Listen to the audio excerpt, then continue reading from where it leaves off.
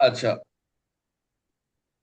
107 থেকে 116 পর্যন্ত এখানে যে টুকিটাকি যে সমস্যাগুলো আপনাদের প্যানেল প্যানেল করে সেগুলো একটু অবস্থান করবো। তাহলে 107-এ আমরা জানি অপরাধের সহায়তা। হ্যালো। হ্যাঁ। কেউ কথা বলেন না? তাহলে অপরাধের সহায়তার ডেফিনেশনটা বা সংজ্ঞাটা বা এই অপরাধের সহায়তার অনুষঙ্গ সমূহ কি কি বা প্ররোচনা কি, এই কথাগুলো এখানে বলা রয়েছে।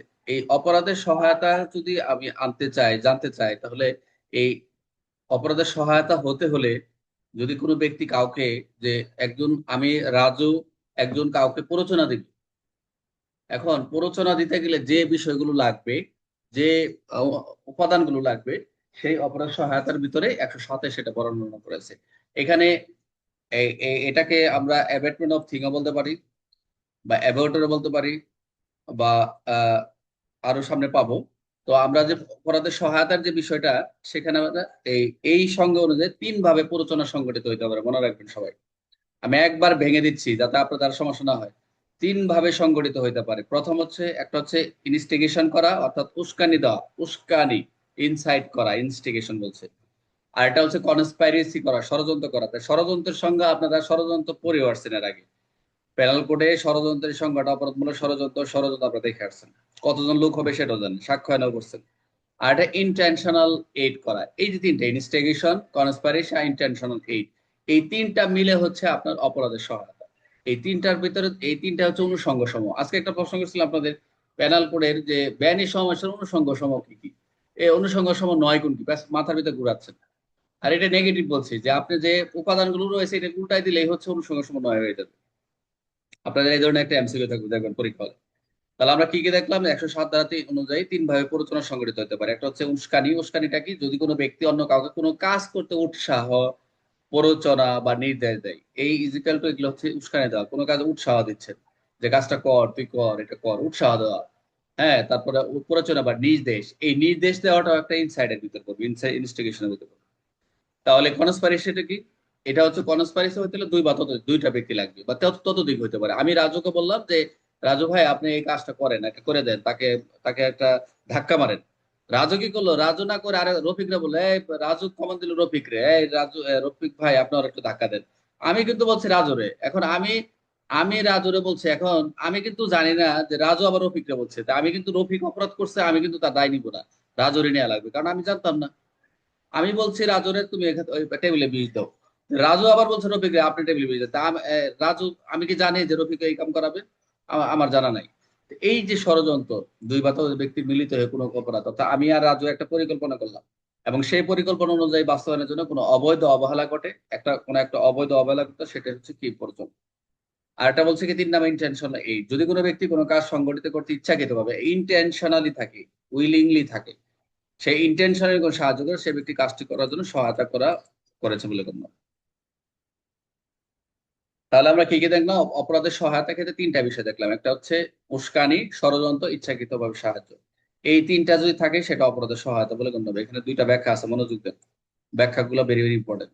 ব্যাখ্যা এক, যদি কেউ ইচ্ছাকৃত ভাবে, যদি কেউ ইচ্ছাকৃত ভাবে, এখানে দাগাদাগি করতেছে কে?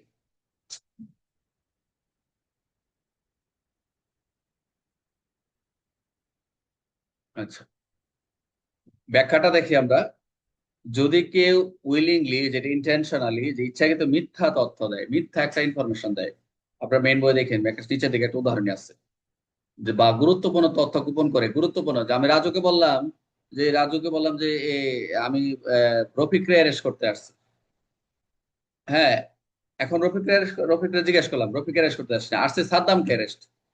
এখন রফিক জিজ্ঞেস করলাম যে সাদ্দাম, বললো রফিকই সাদ্দাম। এই যে একটা, আমি যাকে অ্যারেস্ট করতে আসছি এই গ্রেপ্তার করার জন্য, সে আমাকে একে নাকে আরেক ওকে বলে দিলে সেই হচ্ছে আহ, স্যার রফিক।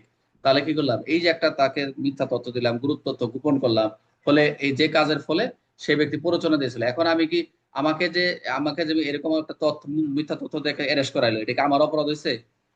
আমার কি অপরাধ হয়েছে এটা? আমার কিন্তু অপরাধ না। কেন অপরাধ নয়? কারণ আমার ওর পড়া ওই প্যানেল কোডের 76-এ আইন বলে বাধ্য হয়ে আমি কি কিন্তু সেখানে কর্তৃপক্ষের ঊর্ধ্বতন বৈধ আদেশ অনুযায়ী আমি এই ওয়ারেন্টটা, কোর্টের আদেশ আমি পালন করছি। এটা কিন্তু আমার অপরাধ না। কিন্তু যে প্ররোচনা দিল, ওই যে ব্যক্তিটা দিল, এই যে আমি যে বলে দিল সেই জ্যাটি সাদ্দাম বললো রফিকই হচ্ছে ওয়ারেন্টের আসামি, একটা তথ্য দিয়ে দিল, তাহলে কি এই সাদ্দামের কিন্তু প্ররোচনার কিন্তু সেটা অপরাধ সহায়তার হিসেবে অপরাধ হবে। মনোযোগ দেন, ভালো করে মনোযোগ দেন, কথাগুলো নেন। তাহলে উদাহরণটা কি?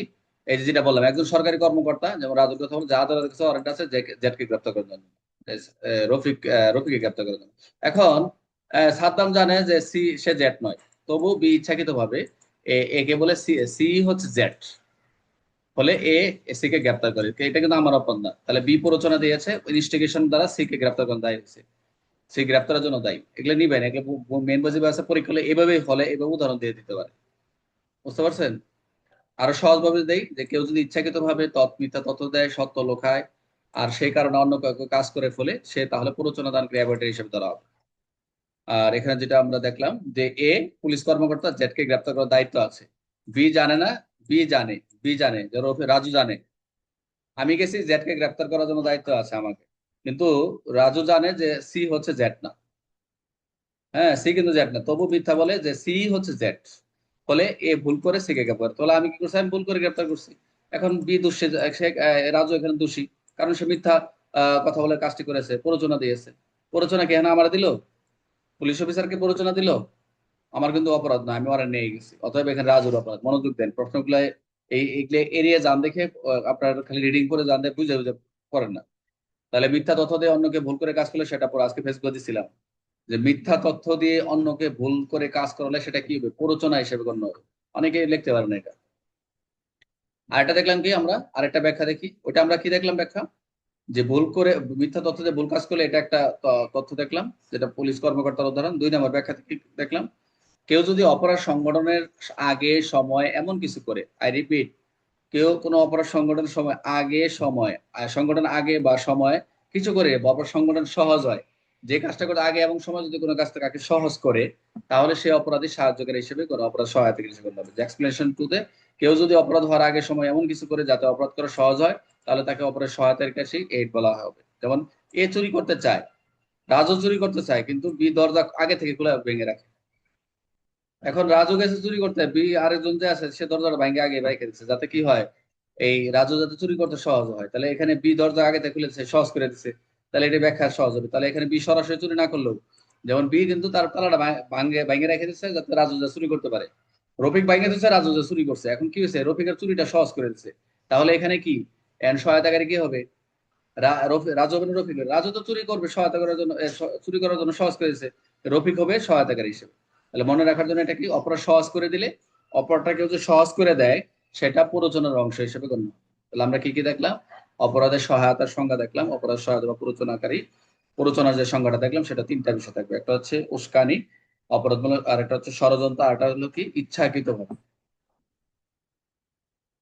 তাহলে আমরা কি কি দেখলাম? 3টা। এখন একটু বলেন, এই 3টার ভিতরে আমরা 2টা ব্যাখ্যা পেয়েছি। একটা সরকারি কর্মকর্তার দেখলাম যে ওয়ারেন্ট নিয়ে আসলে, তারপর যে ওনাকে যে প্ররোচনা দিল, ওনাকে প্ররোচনা দেয়, কাউকে গ্রেপ্তার করতে যে প্ররোচনা দিয়ে গ্রেপ্তার করলো তার অপরাধ না, কিন্তু প্ররোচনা যিনি দিলেন তার হলো অপরাধ সহায়তা হিসেবে গণ্য হবে, পুলিশ কর্মকর্তার অপরাধ বলে গণ্য। আরটা কি দেখলাম, যেটা হচ্ছে অপরাধের সংঘটনের সময়, আগে বা সময় কিছু করে যা অপরাধ সংগঠনকে সহজ করে দেয়, সে তাকেও অপরাধের সাহায্যকারী হিসেবে বলা হয়।